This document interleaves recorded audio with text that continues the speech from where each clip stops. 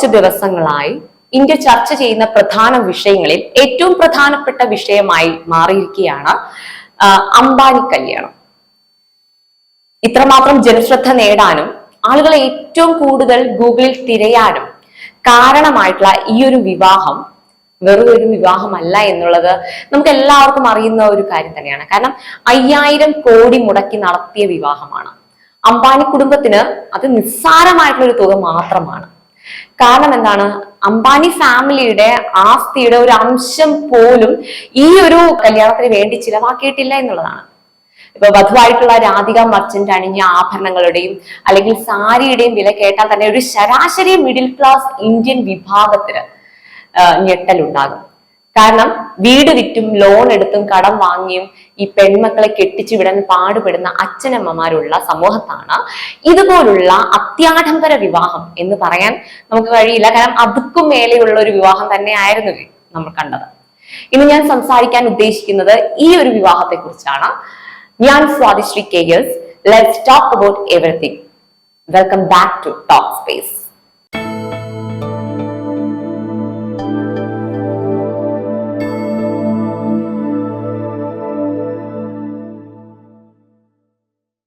വിവാഹം എന്ന് പറയുന്നത് ഒരു ശരാശരി ഇന്ത്യൻ കുടുംബത്തിന്റെ വലിയൊരു ചുമതല തന്നെയാണ്, അല്ലെ? ഒരു ആയുഷ്കാലം മുഴുവൻ ഉണ്ടാക്കുന്ന പണം ഒന്നെങ്കിൽ നമ്മൾ ഒരു കല്യാണത്തിന് വേണ്ടിയോ അല്ലെങ്കിൽ വീട് വെക്കുന്നതിന് വേണ്ടിയോ ഉപയോഗിക്കാറുണ്ട്. പ്രത്യേകിച്ചും മലയാളികളുടെ കാര്യത്തിൽ ഇതെല്ലാം വലിയൊരു ബാധ്യതയും ഉത്തരവാദിത്വവുമായിട്ട് കാണുന്നവരാണ് മിക്കവാറും. ഇതെല്ലാം നിറവേറ്റി കഴിയുമ്പോൾ വലിയൊരു കടബാധ്യസ്ഥനായിട്ട് ബാക്കി ശിഷ്ടം കഴിഞ്ഞുകൂടും. കേരളം പോട്ടെ, ഇപ്പൊ നോർത്ത് ഇന്ത്യയിലേക്ക് നമ്മൾ നോക്കുകയാണെങ്കിൽ തന്നെ അവിടെ വീട് വെച്ച് ആഡംബരം കാണിക്കുന്നതിലും കൂടുതൽ അവർക്ക് ഇഷ്ടം എന്താണ്? ഈ കല്യാണത്തിന് വേണ്ടിയിട്ട് പണം പൊട്ടിച്ചിട്ടുള്ള ആഡംബരം തന്നെയാണ്. ഇപ്പം നോർത്ത് ഇന്ത്യൻ കല്യാണങ്ങൾ ഈ രാത്രികാല കല്യാണങ്ങളാണ്. നിങ്ങൾക്ക് ശ്രദ്ധിച്ചിട്ടുണ്ടാവും. അതും കല്യാണം നടക്കുന്ന പ്രദേശത്തെ ആളുകളൊന്നും ആരും അന്നത്തെ ദിവസം ഉറങ്ങി കാണില്ല. ഇപ്പം 2-3 ദിവസം നീളുന്ന കല്യാണങ്ങളാണ് കൂടുതൽ. ഇപ്പൊ ഈ ഹൽദി കല്യാണം, അതുപോലെ തന്നെ ഈ മെഹന്തി കല്യാണം, പിന്നീട് ഉണ്ടാകുന്ന ഒറിജിനൽ കല്യാണം. ഇതിപ്പോ കേരളത്തിലും ഒരു ട്രെൻഡിങ് ആണ് ഈ 3 തരത്തിലുള്ള 3 ദിവസത്തെ കല്യാണം. അംബാനി കല്യാണം മാസങ്ങളായി നടക്കുന്ന ഒന്നാണ്. ഇപ്പൊ വജ്രവും രത്നവും സ്വർണവും ഇതിലെല്ലാം പൊതിഞ്ഞൊരു കല്യാണം തന്നെയായിരുന്നു, അല്ലെ? ഹോളിവുഡ്, ബോളിവുഡ്, കോളിവുഡ്, ടോളിവുഡ്, മോളിവുഡ് എല്ലാ താരനിരങ്ങളും എല്ലാവരും ഉണ്ടായിരുന്നു കല്യാണത്തിന്. പ്രശസ്ത പോപ്പ് സംഗീതജ്ഞയായിട്ടുള്ള ജസ്റ്റിൻ ബീബർ, അദ്ദേഹത്തിന്റെ സംഗീത നിര തന്നെ വരെ ഉണ്ടായിരുന്നു. കല്യാണത്തിന് ഭക്ഷണ സ്റ്റാളുകൾ കണ്ട് കണ്ണ് തള്ളാത്തവരായിട്ട് ആരും ഉണ്ടാവില്ല. അത്രയും ആഡംബരമായിട്ടുള്ള ഒരു കല്യാണം. ദാരിദ്ര്യം പൂർണ്ണമായും വിട്ടുമാറാത്ത രാജ്യമാണ് നമ്മുടെ ഇന്ത്യ.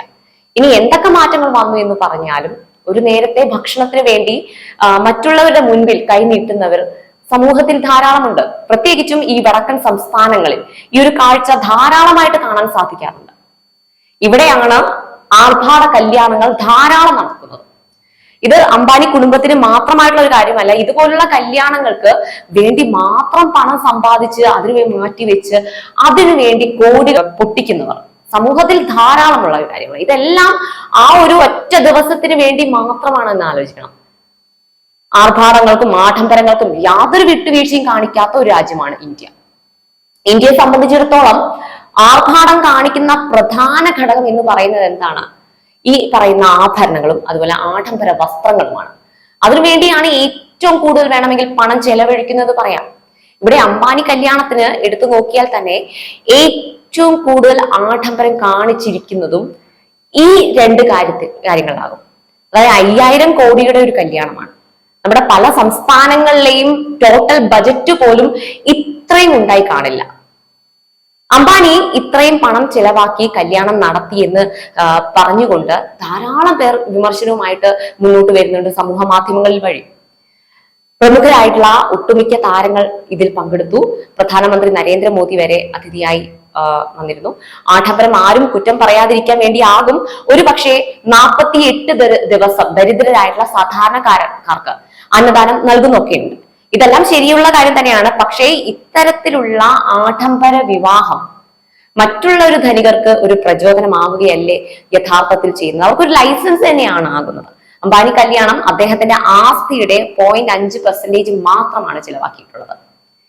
ഈ ഒരു കല്യാണം കൊണ്ട് നഷ്ടമായിരിക്കുന്നത് ഇന്ത്യയിലെ ജിയോ ഉപഭോക്താക്കൾക്കാണ്. കാരണം കല്യാണത്തിന് തൊട്ടു മുൻപായിട്ടാണ് ഈ ജിയോയുടെ നിരക്ക് വർദ്ധിപ്പിച്ചു തന്നെ കിട്ടിക്കാണുക ഏകദേശം 3000 കോടിയോളാണ്. അപ്പം നഷ്ടവും അംബാനിക്കൊന്നും അല്ല, ഇന്ത്യയിലെ ജിയോ ഉപഭോക്താക്കൾക്കാണ്. ഇത് തന്നെ വലിയ രീതിയിൽ ട്രോളുകൾ നമ്മൾ കണ്ടു സമൂഹ മാധ്യമങ്ങളിൽ. ഇവിടെ ഇത്തരം കല്യാണങ്ങൾക്ക് എന്തുകൊണ്ട് ലക്ഷറി ടാക്സ് ഏർപ്പെടുത്തുന്നില്ല എന്നുള്ളതാണ് എന്റെ ഒരു ചോദ്യം. അങ്ങനെ ഏർപ്പെടുത്തിയാൽ അതിൽ നിന്നും സാധാരണക്കാരനായ ജനങ്ങൾക്ക് ഗുണമൊന്നും ഉണ്ടാകില്ലേ? ഇപ്പം അംബാനി കല്യാണം ഇത്തരം ആഡംബരമായതിന് പിന്നിൽ മീഡിയ കവറേജ് വലിയ രീതിയിലുണ്ട്. ജനങ്ങൾ ഏറ്റവും കൂടുതൽ തിരയുന്നതും ഇത് തന്നെയാണ്. മറ്റുള്ള വാർത്തകൾക്ക് വലിയ രീതിയിലുള്ള പ്രാധാന്യമാണ് അവിടെ കുറഞ്ഞിരിക്കുന്നത്. എത്രയിടങ്ങളിൽ വെള്ളപ്പൊക്കവും അല്ലെങ്കിൽ ദുരന്തവും നടക്കുന്നുണ്ട്. ഇപ്പൊ ഗാസയിൽ വീണ്ടും ആക്രമണം അലയടിക്കുന്നുണ്ട്. ജനം മഴക്കെടുതി കൊണ്ട് രോഗങ്ങൾ കൊണ്ടും വലയുന്നുണ്ട്. ഇതെല്ലാം നമുക്ക് ചുറ്റും നടക്കുന്ന ഒരു കാര്യങ്ങൾ തന്നെയാണ്. പക്ഷേ ജനം ആകാംക്ഷയോടെ തിരയുന്നതും അംബാനിയുടെ ആഡംബര കല്യാണ വിശേഷങ്ങൾ തന്നെയാണ്. അതിന് പ്രധാന കാരണം മീഡിയ തന്നെയാണ്. ജനത്തെ പറഞ്ഞിട്ട് കാര്യമില്ല. മാധ്യമങ്ങൾ കൂടുതൽ ആഘോഷിച്ചതും ഇത് തന്നെയാണ്, അംബാനി കല്യാണം. സാമൂഹ്യ മാധ്യമങ്ങൾ തുറന്നാൽ റീൽസുകൾ പലതും ആനന്ദ് അംബാനി കല്യാണം തന്നെയായിരുന്നു. അംബാനി കുടുംബത്തെ സംബന്ധിച്ചെടുത്ത് അത് വളരെ ചെറിയൊരു വിവാഹമായിരുന്നു. ഒരുപാട് ആരോഗ്യ പ്രശ്നങ്ങൾ നേരിടുന്ന ഒരാളാണ് ആനന്ദ് അംബാനി. നമുക്കറിയുന്ന കാര്യമാണ്. കാരണം ഒബസിറ്റി കൊണ്ടും മറ്റ് ആരോഗ്യ പ്രശ്നങ്ങൾ കൊണ്ടും ഒരുപാട് ബുദ്ധിമുട്ട് അനുഭവിച്ച ഒരാളാണ് ആനന്ദ് അംബാനി. അന്ന് അദ്ദേഹത്തെ ചേർത്ത് നിർത്തിയത് തന്നെ മാതാപിതാക്കളാണ്. അന്നാണെങ്കിലും ഇന്നാണെങ്കിലും മാതാപിതാക്കളാണെന്ന് ഒരുപാട് വേദികളിൽ ആനന്ദ് അംബാനിയെ സൂചിപ്പിച്ചിട്ടുള്ള ഒരു കാര്യമാണ്. കുട്ടിക്കാലം മുതൽക്കേ തന്നെ ഒരുപാട് പരിഹാസങ്ങൾ ഏറ്റുവാങ്ങിയ ഒരാളായിരുന്നു അദ്ദേഹം. ഇപ്പം മൃഗങ്ങളോട് ഒരു പ്രത്യേക താല്പര്യമുള്ള, ഏറ്റവും അടുത്തിടപെടുന്ന ഒരു മൃഗസ്നേഹി കൂടിയാണ് ആനന്ദ് അംബാനി. അതിനാൽ തന്നെ ജാംനഗറിലെ വൻധാര സ്വപ്ന പദ്ധതി സാക്ഷാത്കരിക്കാൻ അദ്ദേഹത്തിന്റെ പ്രയത്നം ചില്ലറയൊന്നും ആയിരുന്നില്ല. ഇപ്പൊ മക്കളിൽ തന്നെ, ഇപ്പം അംബാനി കുടുംബത്തിലെ മക്കളിൽ തന്നെ ഏറ്റവും അടുത്ത് നിന്നത് ആനന്ദിനോടായിരുന്നു. മുകേഷ് അംബാനിയും അദ്ദേഹം നിതാ അംബാനിയും പല ഇന്റർവ്യൂവിലും പറഞ്ഞിട്ടുണ്ട്.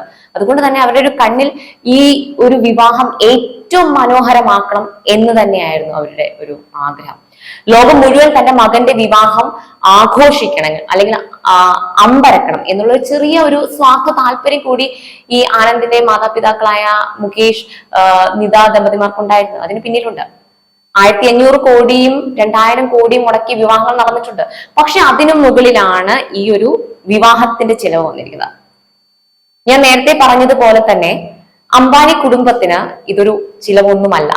7.18 ലക്ഷം കോടി ആണ് മുകേഷ് അംബാനിയുടെ മൊത്തത്തിലുള്ള ഒരു ആസ്തി എന്ന് പറയുന്നത്. അതിൽ 0.5% മാത്രമാണ് ഈ ഒരു വിവാഹം. അതിനാൽ ജിയോയെ മുതലെടുത്തു നടത്തിയ ഒരു വിവാഹമാണെന്ന് പറയുന്നതിൽ വസ്തുതയൊന്നുമില്ല. അല്ലെങ്കിൽ മുകേഷ് അംബാനിക്ക് ഈ ഒരു വിവാഹം നടത്താൻ കഴിയുമെന്ന് എല്ലാവർക്കും അറിയുന്ന ഒരു കാര്യമാണ്. അദ്ദേഹത്തിന് 5000 കോടി ഒരു പ്രശ്നമുള്ള കാര്യമല്ല. എന്തായാലും പറഞ്ഞ് അവസാനിപ്പിക്കാനുള്ളത്, ഇത്തരത്തിലുള്ള ആഡംബര വിവാഹങ്ങൾ ഓരോരുത്തരുടെയും വ്യക്തി സ്വാതന്ത്ര്യം തന്നെയാണ്. ഇപ്പൊ കയ്യിൽ പണമുള്ളവൻ പണം ഇഷ്ടാനുസരണം ചിലവഴിച്ച് അടിച്ചു പൊളിക്കും. ഇല്ലാത്തവൻ എന്ത് ചെയ്യും? ലോൺ എടുത്ത് അത് അടിച്ചു പൊളിക്കും, അതായത് ചിലവഴിക്കും, അല്ലെ? ധാരാളം ധനികരും ദരിദ്രരും ഉള്ള സമൂഹമാണ് നമുക്കിടയിലുള്ളത്. അമിതമായിട്ട് പണം ചെലവഴിക്കുന്നതിൽ ഇത്തരത്തിൽ ലക്ഷറി ടാക്സുകൾ ഏർപ്പെടുത്തുകയാണെങ്കിൽ അത് ഈ പണം കൂടുതൽ ചെലവഴിക്കുന്നതിൽ നിന്നും ഈ ധനികരെ, പണക്കാരെ തടയുകയും അല്ലെങ്കിൽ ലക്ഷറി ടാക്സുകൾ മൂലം ഈ സാധാരണ ജനങ്ങൾക്ക് ഗുണം ചെയ്യുകയും ചെയ്യും. വീഡിയോ ഇഷ്ടമായാൽ ലൈക്ക്, ഷെയർ ആൻഡ് സബ്സ്ക്രൈബ് ചെയ്യൂ. മറക്കാതെ ചെയ്യൂ.